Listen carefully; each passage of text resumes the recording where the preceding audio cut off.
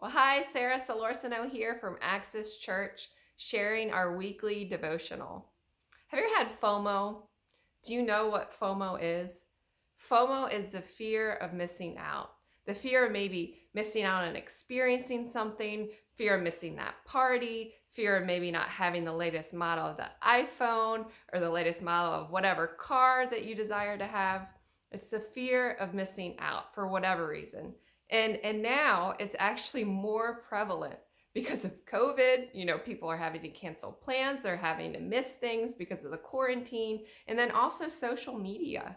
I mean, fear of missing out when you see other people on social media, maybe at a party that you weren't invited to, your fear of missing out, it's a real thing. And just a few days ago, I was reading Luke 10:38 to 42, the account of Jesus when he goes to visit Martha and Mary. If you ever read that, it's an amazing story. And so Martha's all out of sorts. And she's like, Lord, why don't you tell my sister to help me make these preparations? She's making all these preparations for Jesus. And what's Mary doing? She's just sitting at his feet, listening to his teaching. And so what was Jesus's response to Martha? He says, Martha, Martha, you're so worried, distracted, and upset about many things. And Mary has chosen the good thing that won't be taken away from her. So Jesus commends Mary for this, right? And Martha's all out of sorts. And sometimes we look at this story and I think sometimes Martha's bad and Mary's good. But I don't think that's the case. I think God actually designs each and every one of us to have certain strengths, and then we suffer from weaknesses also, to have certain personalities. We need the Marthas, we need the Marys in this world, right? The Marthas are the more maybe task-oriented, go-getter, to-do list type people, type A. And the Marys are more contemplative, melancholy, the artists. We need both in this world.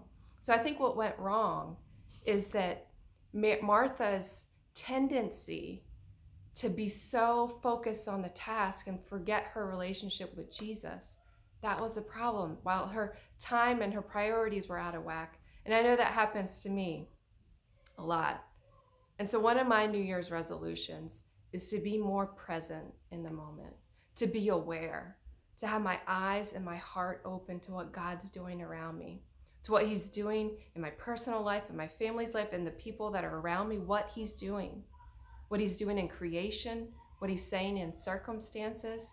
I just want to be fully aware and fix my attention on him and not miss out what he's doing.